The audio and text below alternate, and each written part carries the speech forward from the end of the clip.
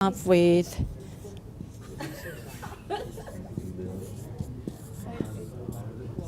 Specific. do you know what really happened? You probably don't know because you haven't been talking to each other. Now, these two papers that I've given you, they have different figures. Okay, so this group here, they were given the annual salary of 80,000. Okay, so they actually started from that figure. That's right, it's called anchoring. And this group here, you guys were given 35,000. And look what happened. This is a beautiful result. It perfectly illustrates my point. Yeah? Okay, great. So what have we actually experienced here? It's called anchoring and adjustment. Okay? You were told this estimate here, whether it was 35 or 80K, it was an estimate from your staff assistant who knows little about the profession or the industry. So this person doesn't really know much about, the market value of this kind of skills that you are seeking. Okay, yet you're relying on her or his estimate. Do you see that? Huh? Okay, so the decision maker makes a judgment by starting from an initial value, which you were given, 35 or 80,000, or anchor. So it could be the historical precedent that you've seen in the past, cues from the way the problem is presented, could be this, the way it was presented, or random information, and then adjusts to make the final decision, which you guys have all done. Okay, so we use anchoring and adjustment in our decision making. Yeah, interesting, isn't it? Okay. So we looked at these judgmental heuristics. We looked at the availability bias. Okay, we looked at the representativeness bias. We looked at the anchoring and adjustment bias. Okay, so what are we really doing here? We are actually selectively tuning into the relevant pieces of information that we choose. Okay. So now we are going to talk about social model and the social influence on decision making. Okay, through these stories of Milgram and Ash. So could social pressure influence a decision you would make? Yes, definitely, as we'll see. Okay, so we'll look at famous experiments of Solomon Asch and famous experiment of Stanley Milgram. Okay, and if you do this week's and also the last week's prescribed activities, then you would have watched these videos anyway. So, week 5 and week 6. Okay, imagine that you were in a group of 8 people. Okay, and you had to make decisions. Now, the decisions are actually the simple one. You are being asked to pick a line that matches the same length as another line. Okay, so you are shown a card with a line on it, followed by a card with 3 lines on it, labeled A, B, and C. So there's one card here with 1 line, and then you are presented with another card which has 3 different lines. Okay, and you are then asked to say out loud which line, A, B, or C, match the first card in length. So which one is it? Yeah, it's a very simple one, isn't it? Straightforward. Yeah, nothing to really think about. So it's a simple one. But you are in a group of 8. Okay, now what you don't know is that the other 7 members of the group that you're part of have been pre-arranged to give blatant wrong answers. Okay, so you've been set up. Okay, you are out number 7, 2-1, and it just so happens that you entered the room last. So you are seated at the end of the table. Okay, so there will be 7 people giving wrong answers before you. So you'll be the last one to give your answer. Yeah. So you will hear everyone else's answer before you give your own answer. and there will be 18 repetitions of the experiments. Okay, so you'll be presented with 18 of these sets of cards. Okay, so they'll go B, B, C, C, or whatever. Yeah. Now, one by one, a card is presented with a line on it, followed by a card with 3 lines, and you're required to say aloud which of the 3 lines match the length of the line presented. Yeah, simple. Now, so that you don't get suspicious, the confederates, so the 7 of your group, the 7 people, will answer honestly on 6 of those 18 repetitions. Okay, but answer blatantly wrongly on 12 of the 10. So they are not giving the answers 100%. Okay, there are some times they're giving the right answers. 6 out of 18. And then 12 out of 18 they'll be giving wrong answers. So what do you do? Will you succumb to the social pressure of the group? You know the right answer for this one would be C. But just because all the others in your group are saying B, B, B, B, B, B 7 times, will you succumb to the group pressure or the social pressure? Maybe not. Do you, do you want to stand out by saying, I really think it's C, but everyone else seems to think it's B, so maybe I'll just go with the pack and say B. Would you do that?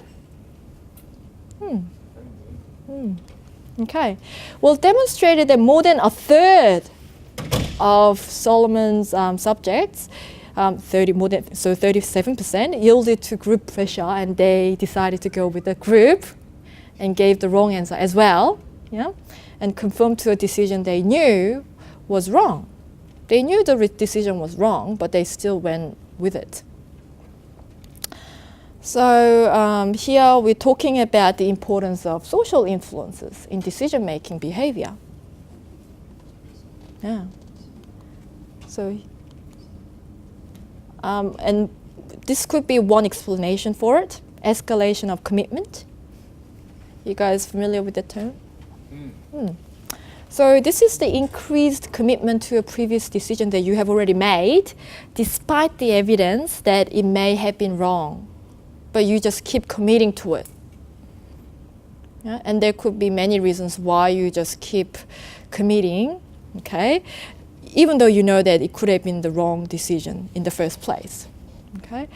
So here, for example, there seems to be a tendency on the part of many decision makers to stick with a bad decision, even when it's unlikely that things can be turned around, okay? So why does that happen? For 4 possible reasons. There could be the project characteristics. So you've had so many delays in your project, okay, and you keep missing the deadlines. So delays may lead to increasing commitment. Okay, we've had all these delays, but we already have committed so much. There's so much time that we have invested in this, and there's so much resource that we have invested in this in terms of money, time, and your human resources and all these things. So we might as well just keep going. Hopefully it will turn around at some stage. Could also be psychological.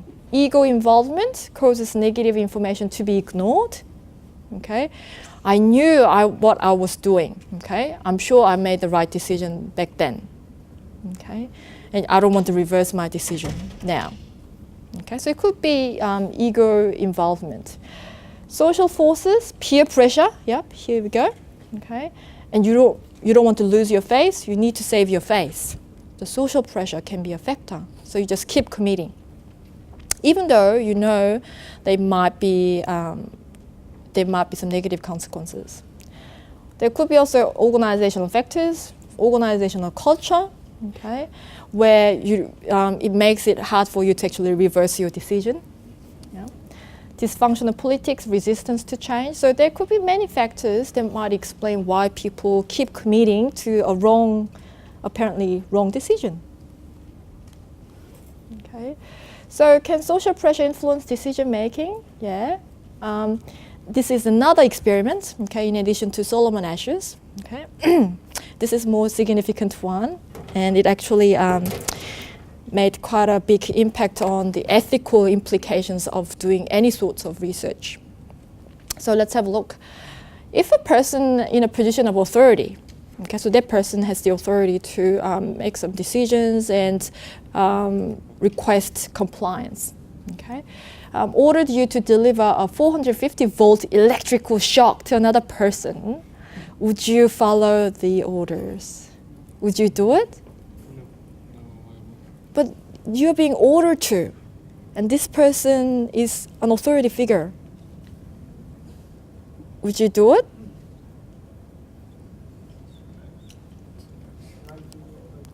Yeah, that's right. Most people would answer this question with an adamant no. Of course not. I don't want to inflict any pains on another human being, right? But Yale University psychologist Stanley Milgram conducted a series of obedience tests. They called obedience tests during the 1960s, which demonstrated surprising results. Okay, so let's see what happened there. So in a room, okay, you have the experimenter, the E person, wearing white lab coat, symbolizing, someone in authority. Yeah. And you have the teacher, T, and you have the L, learner. Okay, so this is the room setup. Okay. Now, what they did was, Milgram, the experimenter from Yale University, okay, they put out an advertisement, okay, calling for volunteers who would be paid $4 per hour. I know it seems quite little, but back then it was still, a bit of money, okay. So they put out an ad like this. Have a read. Public announcement, will pay you $4 for 1 hour of your time. Persons needed for study of memory. They said it's a study of memory. Okay. We'll pay 500 New Haven men to help us complete, it's a bit hard to read, complete a scientific study of memory and learning. Yeah. The study is being done at Yale University. Each person who participates will be paid $4 plus 50 cents cafe for approximately 1 hour's time. We need you for only 1 hour. There are no further obligations. You may choose the time you would like to come, evenings, weekends, or weekdays or weekends. No special training, educational experience is needed. We want factory workers, city employees, laborers, barbers, businessmen, clerks, professional people, telephone workers, construction workers, salespeople, white-collar workers, others. So, they were drawing from a wide population. Okay. All persons must be between the ages of 20 and 50. High school and college students cannot be used. If you meet these qualifications, fill out the coupon below and mail it now to Professor Stanley Milgram. You will be notified later of the specific time and place of the study. We reserve the right to decline any application. You'll be paid $4 as soon as you arrive at the laboratory. Okay, and so they were required to fill out their form and then mail it to the professor. Okay. So far, so good. So they were calling for volunteers for a study of memory and learning, right? Okay, Milgram would explain to volunteers that this was an experiment in teaching and learning word pairs. Like if the teacher says red, the learner will say apple. Okay, so there will be a pair, series of pairs of words. Okay, they drew lots to see who would be T, the teacher, and who would be the learner, except that the L was predetermined and they were actors. Okay? So the two bits of paper that were drawn both said T, okay? Which means whatever you picked, you would always have been T anyway. Okay? There will be many word pairs, and the learner has just a few minutes to see all the word pairs. Okay, so they'll be looking through all these word pairs and trying to memorize it. Okay, then the teacher T will present them one by one. For example, red, and the learner is supposed to say apple. If they get it wrong, the T will administer a mild electric shock. Milgram left the teacher, feel what that was like, so they actually had a bit of feel for it, okay, just to see how how electric shock might feel, okay. And he started at 30 volts, okay. But after each error, okay, every time they make a mistake, the T was asked to increase the voltage by 15, so in the increments of 15 voltage for the next error, okay. What happened? Why doesn't it move? Okay, there you go. Okay, so Milgram developed an intimidating shock generator with shock levels starting at 30. So we started at 30, right? With the 15 volt increments all the way up to 450 volts. And the many switches, so you can see here in the picture, there were many switches for the teacher to administer. Okay, every time they see an error happening. Yeah? Okay, so the many switches were labeled with terms including slight shock, moderate shock, and danger, severe shock. And the final two switches were labeled simply with an ominous XXX, whatever that means. Yeah, but it sounds quite significant and dangerous, doesn't it, when you see a switch with XXX, triple X? Yeah.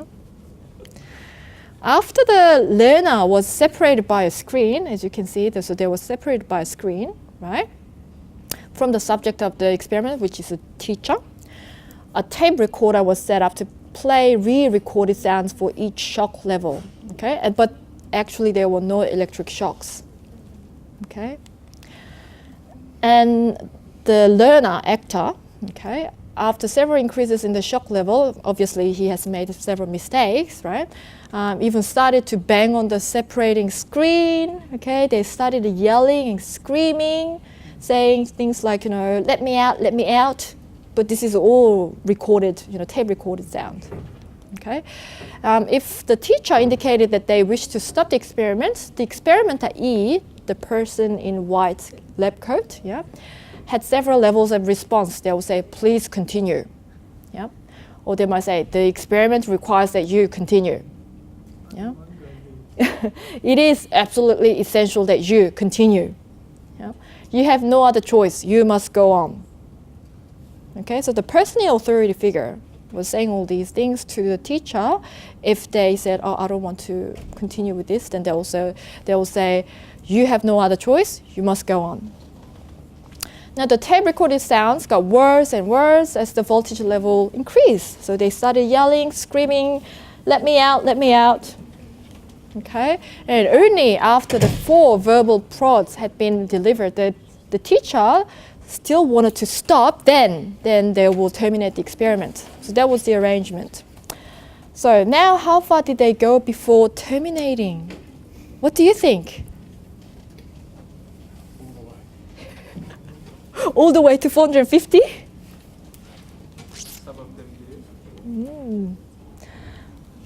What is very troubling is that none of the participants, the teachers, after the termination of the experiments, none of them actually insisted that the experiment itself be terminated, or they actually left the room to check the health of the learner, whether they're still alive. None of them actually did that. Yeah. Isn't that surprising? So, forever after the Milgram experiments, there has been a big focus on ethics in conducting research. Okay, as you can see, you know, all the participants were actually deceived to believe that this was a study of learning, memory and learning, right? But this was actually a test of obedience to authority. Okay, so they were actually being tested for something else. They didn't know that they were being tested for.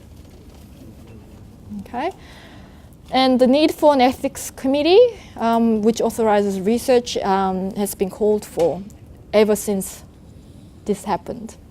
Okay, so for example, you know, my PhD research focuses on post-merger integration in professional service firms. So it doesn't really involve, you know, inflicting pains or harms on other human beings, but yet I still have to go through ethics committee. Yeah, and have to fill out all their papers and forms, just to say, okay, the confidentiality of the information will be there, and the identity of the participants will be protected, and so on. So it's not only the bodily harms we're talking about; it's actually about how you use the information and how you collect the information as well. Yeah, so whatever you do with your research, you always have to go through ethics committee of the institution that you're part of. Yeah. Anyway, so that's just one of the points. Okay. So the conclusion here: can social pressure influence decision making according to these two experiments that we have seen? Yes, definitely. Yeah.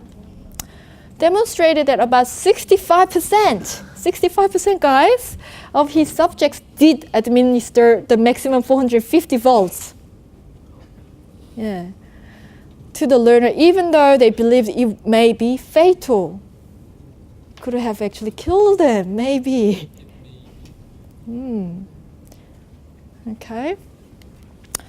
So the social psychology of this century is according to Dr. Milgram. Okay. Yeah. He says, this actually reveals a major lesson. Often it is not so much the kind of person a man is as the kind of situation in which he finds himself that determines how he will act. Okay? When we saw that first question, when I posed that question to you,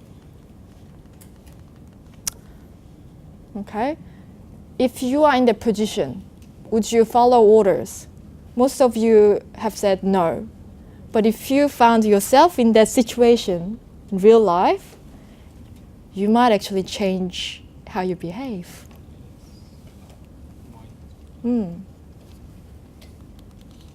Okay, so it's the situation that could actually determine what kind of behaviors you will decide to adopt. There wasn't any penalty if I didn't know, was there? Penalty? Penalty for what? If I didn't proceed.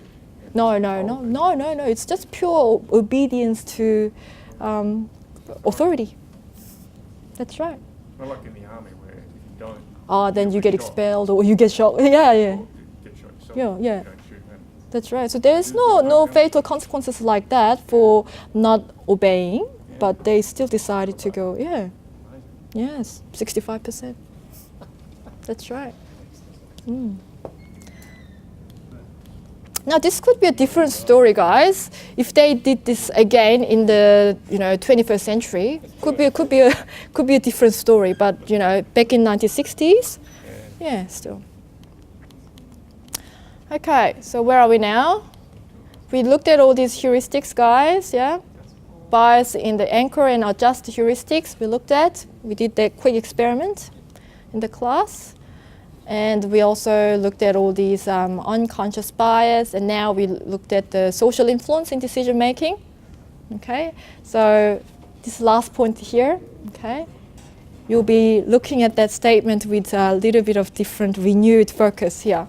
People who flicked the switch in the gas chamber, World War II, said that they were just acting on orders. Selection bias, yeah, okay. So social influence in decision making, for example, groupthink, or you're actually conforming to the group pressure. Because everyone is giving the wrong answers, you decide to go ahead with the wrong answer as well. And that's called groupthink. Okay, so now we're going to add the external environmental influences on managerial decision making, or namely stakeholders. Okay. So managerial decision making is influenced by organizational culture and organization's environment.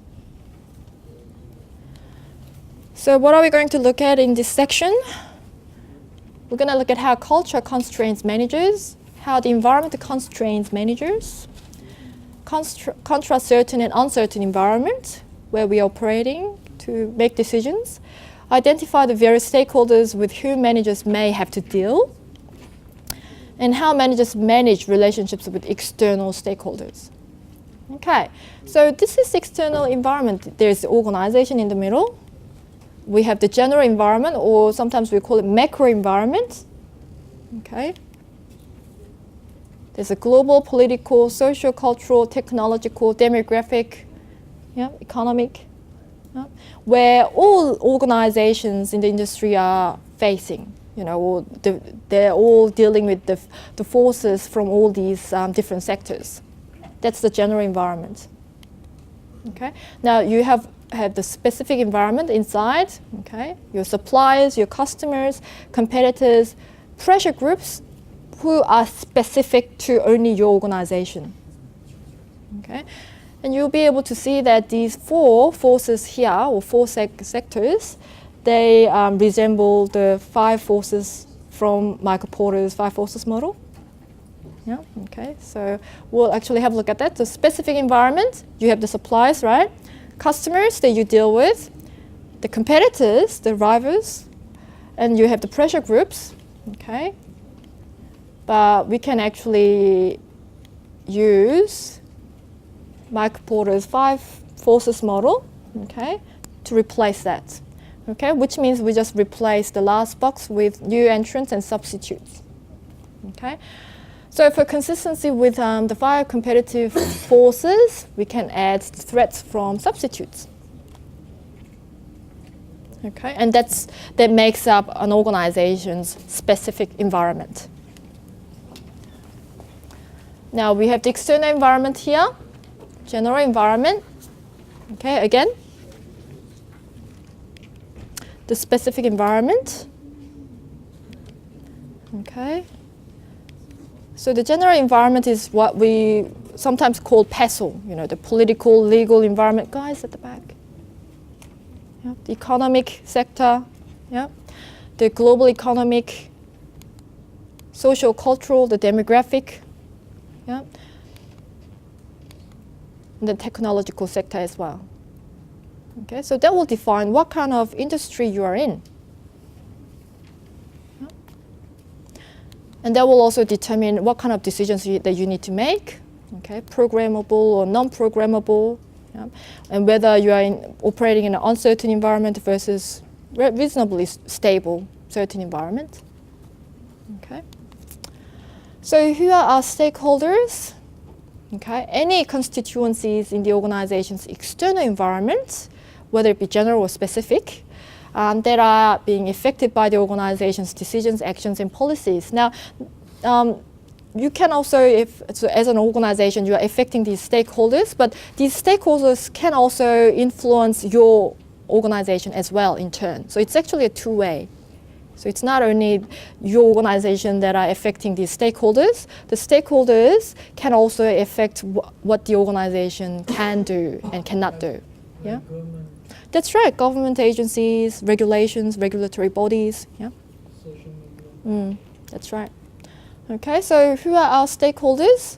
Yeah, all these people, or the groups of people. So we have the customers, we have the employees within the organization as well. Okay, the unions, shareholders, okay, communities, suppliers, media, governments, yeah, trade and industry associations, competitors, social and political action groups. So they all make up your stakeholders. Okay. Now, why is stakeholder relationship management important when it comes to decision making? Because decision making is a topic that we are dealing with today. Yeah. Now, what happens when stakeholder relationship management fails? Okay, that will give us an insight into why it's important. Yeah. So, what happens if we don't manage our stakeholder relationships properly? Well, it can affect organizations' outcomes like improved predictability of change. If you understand what's happening in our general environment, then obviously our ability to predict where the industry is heading and what's happening will be improved and enhanced, right?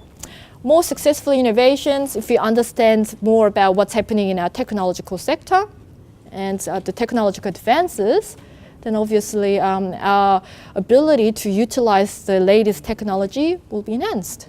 Greater trust and flexibility, improved organizational performance in overall. Okay, so.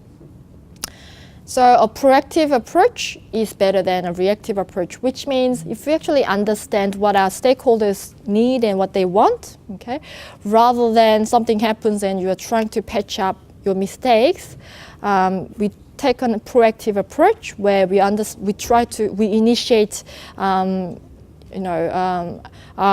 management of the relationship with the stakeholders, okay, and understand their pain points, what they need, and proactively address their needs with what we do as an organization, rather than as an afterthought. Okay? So what can we do here? How can stakeholder relationships be managed? 4 steps. We need to identify who our stakeholders are, who's our stakeholders groups. Then we need to determine the interests or concerns of these stakeholders. Okay, what are their burning issues? What are their pain points? And how are they being influenced by our organization's actions? Yeah? We can think about our customers or our employees. They are all major part of our stakeholders groups, right? Okay. Now, you're not going to be able to meet all stakeholders' needs 100%. Okay, so you need to prioritize your stakeholder groups.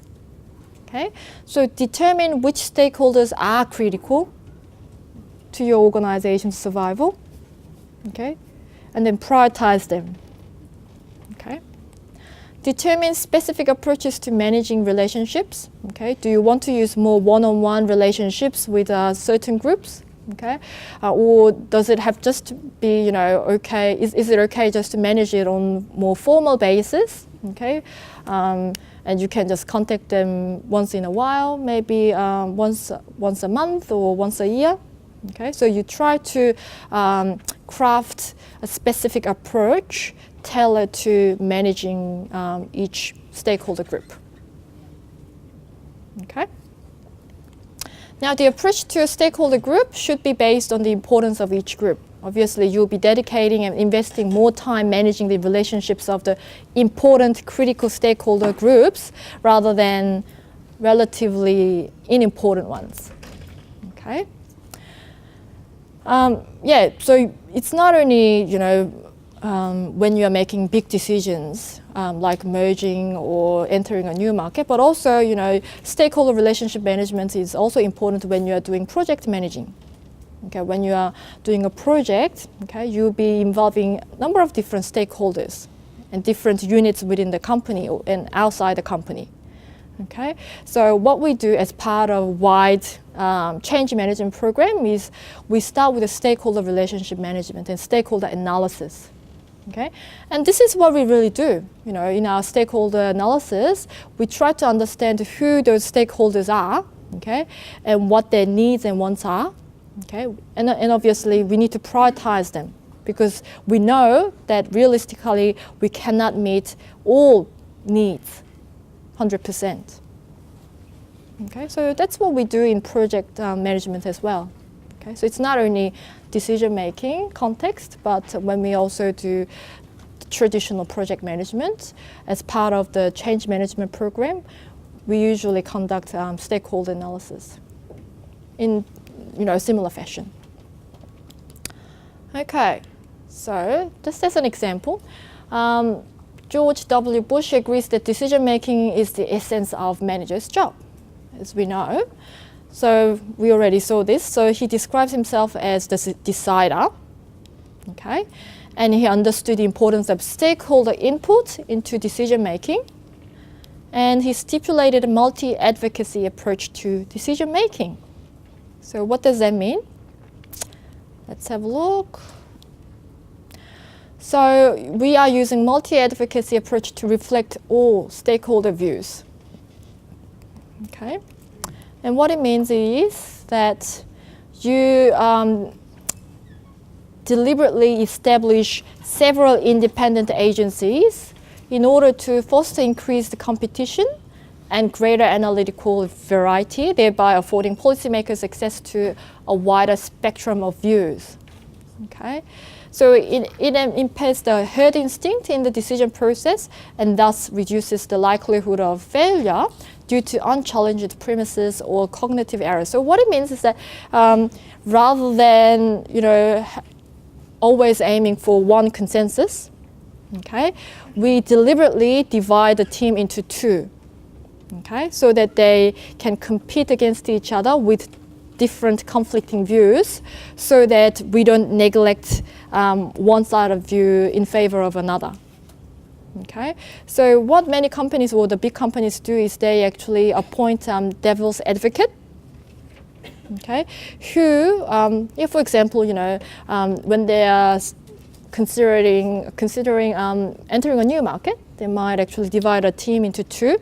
Okay, and then they request them to present their case for. Okay, so one group will be preparing a case for entering a particular market, okay, and another group will be in charge of preparing a case for going against the case. Okay, so why do we do that? So that we can reduce the likelihood of failure due to unchallenged premises or cognitive errors. We want to tackle the problem from all different angles, okay, so that we can be assured that we have covered both grounds, for and against, rather than just going for one without really considering the other options. Okay. Right. So this will be the last segment of today's lecture. So we'll talk a little bit about the last, where is it? Participative and group decision making. Okay, so here we'll be looking at participative decision making and group decision making. Okay, so especially in regards to participative decision making, we'll look at the impact of participation on productivity and job satisfaction. Okay, consultative or democratic. So if we are talking about consultative, we are talking about decision by consensus. If you're talking about democratic, we'll actually throw a vote. Okay, and the majority vote will win. Pseudo participation and the danger of it, we'll look at in the next slide. And in terms of group decision making, so we'll look at how the decision is made in using the group, Delphi technique, and brainstorming. Okay, so let's have a look. And nominal group technique that we'll also look at. Now, impact of participation or participative decision making on productivity and job satisfaction is set out in this table here. So it could be long-term, short-term, it could be informal participation or representative participation. So with the representative participation, you can actually appoint a few employees to actually sit at the, in the board meeting as representatives of the employees. Okay, or you can involve them in the regular discussions of the strategic direction of the firm, and they'll be representing the views